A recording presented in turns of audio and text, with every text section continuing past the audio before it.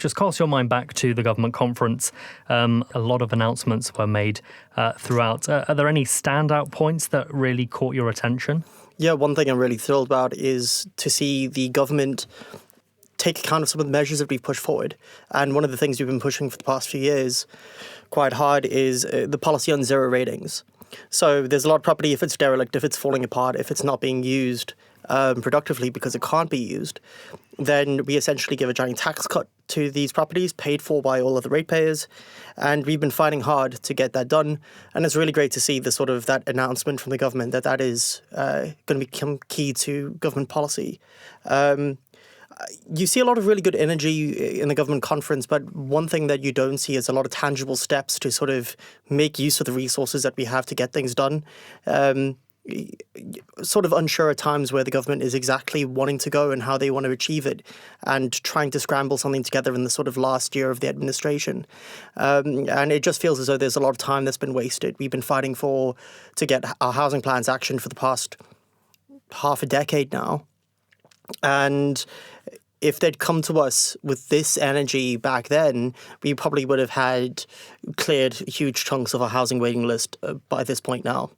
We'll touch on a lot of those points that you've just mentioned, but how much of what government announces in the conference are things that you have to take back to Douglas City Council and start to plan for, or maybe not necessarily find ways of fitting in, but maybe adopt new ways of thinking? So one thing that we have found, and this is one of the things that sort of drives forward our administration, is that Douglas has always been a sort of government within a government. So when you look at like a lot of progress that's happened on the Isle of Man, whether it has been establishing democracy, building public transport for the very first time, establishing sewer lines or electricity supply, all of these things came from the council first and then were later adopted by central government. And what council exists to do is push forward in certain areas, and then hopefully government sort of is willing to sort of work with us or meet us halfway or align with us as time sort of moves on. And that's why we try to have quite a forward-facing sort of waste policy plan. A small island, we should be recycling a lot more than we currently do. It's shameful that we do have some of the lowest recycling rates in Western Europe, and that's something that we have been fighting to sort of implement an intelligent waste strategy. We are the only entity on the island that recycles en masse. And the same thing with housing. We've got a forward-thinking housing plan of where do we want to be in 10 years from now. And it's less us planning for what government has to do and more sort of sometimes it feels like we're waiting for government to catch up. And what would you say are the government's biggest challenges as we go into these final 12 months? I mean, I think I sympathise with a lot of the challenges government has. So I think that the public is very aware of tax rises, but there are also incredible stresses on public services. So healthcare is a huge issue, lack of housing is a huge issue. And I suppose it's one of those in which what we suffer from is a crisis of imagination. And government wants to do stuff, but I don't think that it knows exactly how to go about doing that. And that's probably because you've got a parliamentary system that doesn't have any party politics. So it's very difficult to get a sort of coherent sort of ideological direction on where to go. But I also think that we've got this fundamental problem as a society where we're afraid of trying things that are new unless they've been done in the UK. And sometimes it just feels as though we're waiting for the UK to belatedly do something and then kind of copy off their homework. I mean, if a policy has been tested or works in a place like Finland, Estonia, Norway, Denmark, France, Germany, or even, God forbid, the United States, we can't adopt those policies unless we get someone here to sort of get a sort of UKified version of that. I mean, realistically, the sitting keys don't really have 12 months. They only have maybe half a year at best because of, obviously, no big decisions can be made in the final months once keys is dissolved. Are you basically saying that there needs to be more out-the-box radical thinking and a willingness to try things and see what sticks? Yeah, I mean, I think it's both looking backward and also looking forward, right? So I think that what we've seen is a lot of backlash, particularly on immigration targets. And I think that it's one of those in which we've, to some extent, maybe the backlash was related around chasing a sort of arbitrary number rather than going for what skills do we need to have filled and then filling those specific skills and how do we train people to fill those skills and how do we bring people to sort of replace some of the folks that have moved away, which is essential to sort of maintain population balance. But I think what I mean in this answer in general and in a nutshell is that I'm not sure how much the government can do now in the next 12 months, but I suppose that is a problem of our system, right? Like, if in the first 2 years of government can't do anything because it's still finding its feet, and in the last year of the administration, it can't really do anything because it's winding down, then out of every 5 years, there's maybe 2 years where stuff can be done, and a lot of that is holdovers from previous administration. And that's not to say there hasn't been like a lot of really good work the government has done over the past 2 years, but it's just a problem with the way our political system is configured at the moment. Let's turn our attention to housing, one of the key topics that cropped up. We heard from David Ashford. He was giving us all the headline figures, 1,300 planning approvals for new builds, the OHAN report, making data-driven decisions. Off the back of that, does that give you confidence? What was your take on it? Those are all good measures. I think those are all good. I think those are all promising, but it's nowhere near enough. And I think that I came into council a few years back pushing this idea of housing crisis, and it doesn't feel as though the actions we're taking meet the crisis. At the same time, while we're talking about this, government has been really reluctant to spend any money on social housing. They're, in fact, to a large extent, they're looking to cut off taxpayer support for social housing.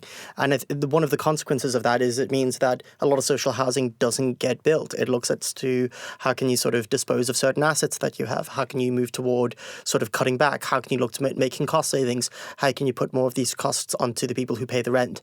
And I think it's one of those where we need to be willing to say, okay, we're going to spend £100 million, we're going to build a lot of social housing, we're going to make rents, social housing rents sort of self-sustainable, and then go from there, or penalising certain land use policies that are highly inefficient and just encourage sort of greenfield development.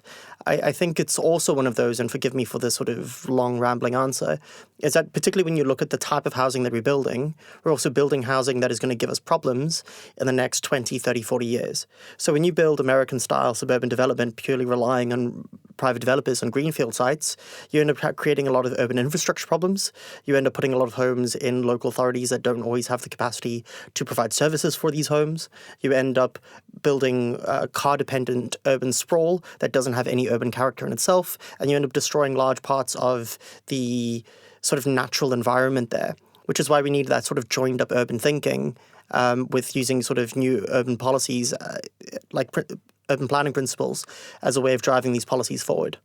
We know that there have only been around 339, I think was the figure that was given to me, new builds completed. Not sure how many of those are actually affordable properties or for first-time buyers.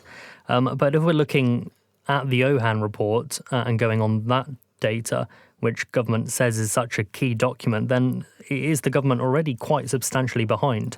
It's extremely behind. I mean, we ideally need at least, at minimum, 1,000 social housing units just to cover social housing demand, and then maybe another few thousand social housing units to cover sort of private sector demand. So I think most local authorities, when I speak to the chairs of the local authorities, they seem like they're keen, they seem like they're ready, they seem that they just need the sort of the ability to action it. But I suppose that there's also a concern about the capacity of the construction industry, right? So if we wanted to say today we want to build 10,000 homes in the next 10 years or whatever, do we have the capacity in Ireland to build that? And the answer is probably not.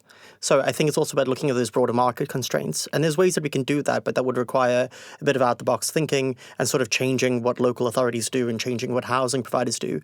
And it feels so at times that a lot of the action that has taken place has been sort of tinkering at the margins. Maybe we establish a housing association, maybe we don't, rather than looking at the fundamental core constraints and listening to housing providers.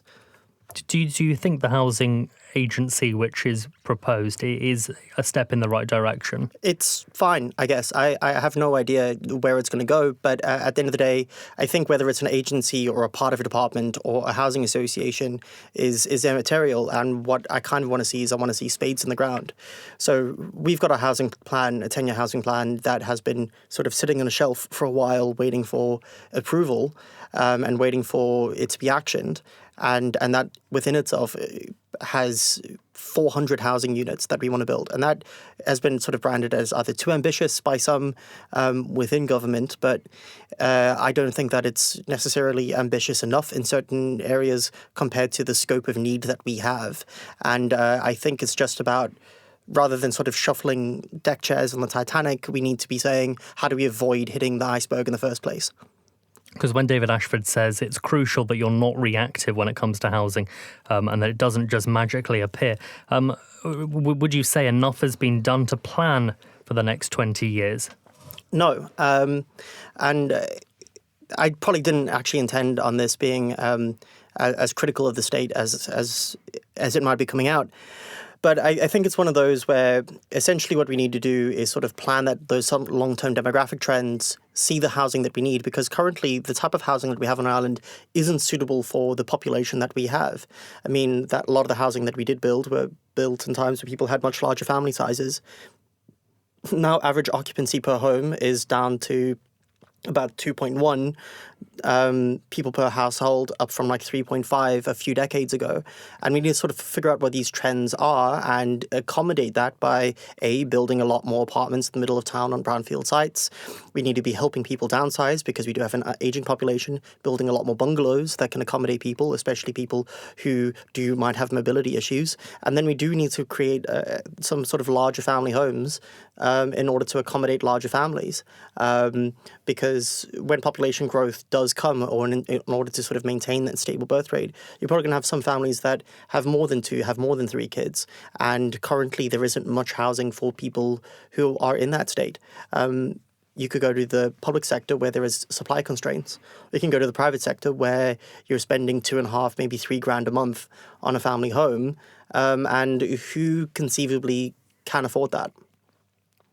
One of the big talking points over the course of this administration, which will be very much in your mind, is rates, or rather a lack of, on dilapidated and ruinous buildings. You're a big fan of that, aren't you? Yeah. No, I'm less a fan of dilapidated properties. I mean, despite the rumours. No, but I'm a big fan of the idea of you change behaviour by changing incentives.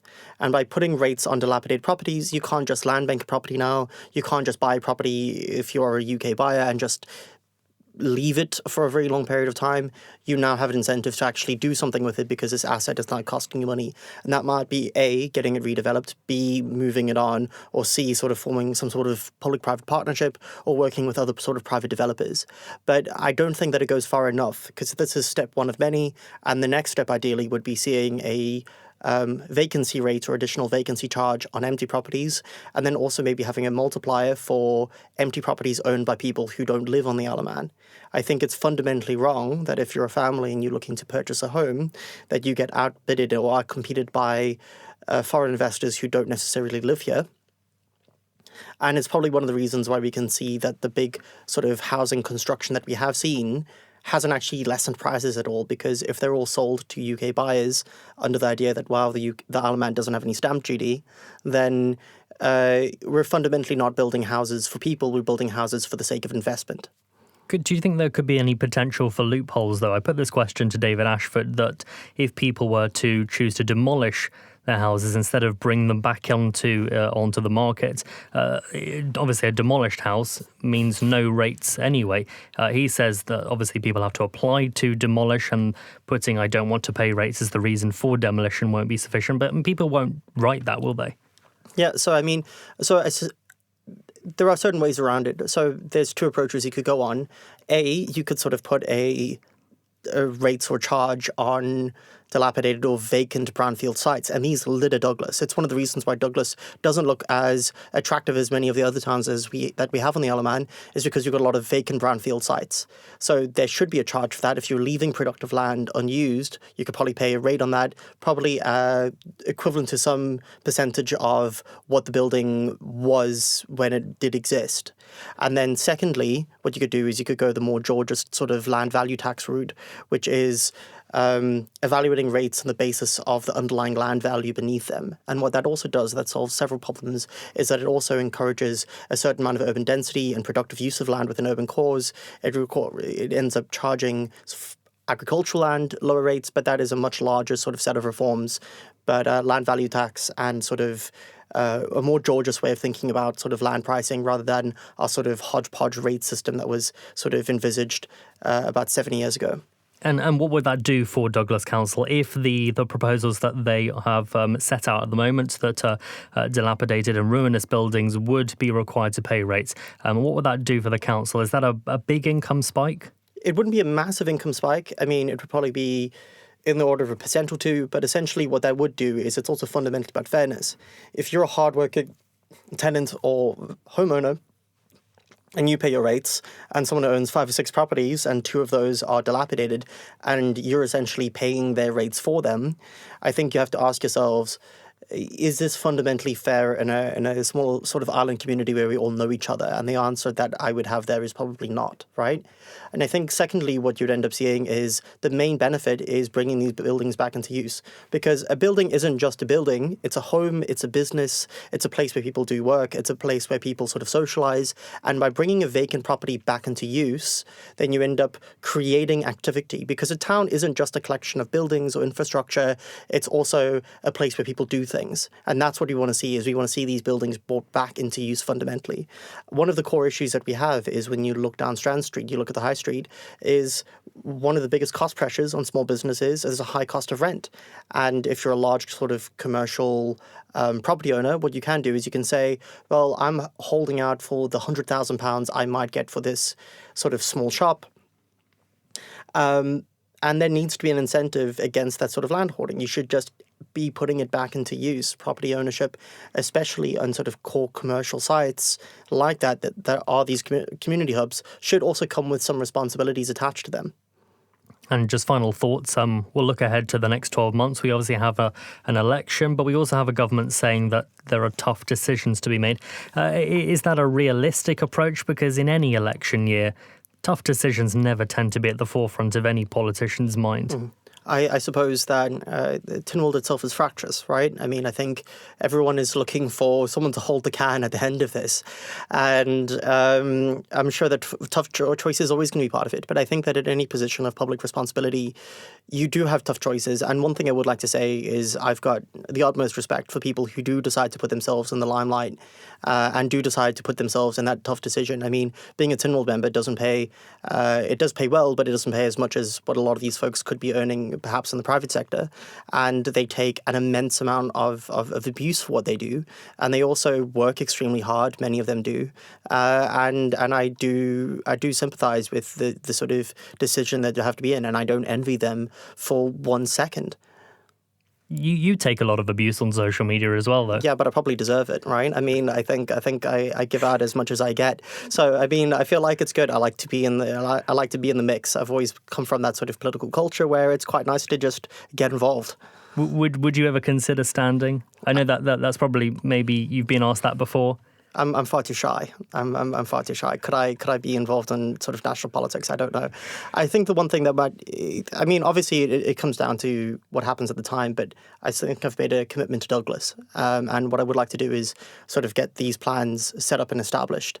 But so you're not ruling out entirely, but for now you're happy with being leader of Douglas Council. I feel like it's nice to keep people on their toes, right? I mean, why wouldn't we want to have that speculation out there? So a true politician's answer. We haven't got an answer. Yeah, that's exactly it, right? I mean, I feel like it's worth preparing to sort of provide sort of politicians' answers, but I think it's one of those where, for a long time, a lot of people have characterized local government as being a stepping stone into national government. And I think that that's a sort of an assumption that I would like to try and challenge, is the fact that the sort of decisions you make on a local level are in fact sometimes more impactful. They have a really big impact on people's day-to-day lives. And I know that we're going to be putting in plans to, we've tried to look at some sort of creative financing institutions to sort of build another block of housing. And that wouldn't come without constant work and pushing by members. And I know that long after I'm not here anymore, my grandkids and my great-grandkids will be able to maybe live in a block of apartments that I've helped build. And that is such a meaningful, such an impactful thing. And I think that's a sort of set of decisions that if you're looking to be involved in public service, carry a massive weight in themselves. I think that we need to start really thinking about politics as being about people and more about what we want to achieve. And what I see is an island where the economy is so vastly unequal, and so many people suffer in either hunger or homelessness, and that's just fundamentally immoral, and that's not correct. And any way that we have to sort of slow that down and push back against that, I'd encourage anyone to stand and run. Thank you for making it to the end of the Manx Radio newscast. You are obviously someone with exquisite taste. May I politely suggest you might want to subscribe to this and a wide range of Manx Radio podcasts at your favourite podcast provider, so our best bits will magically appear on your smartphone. Thank you.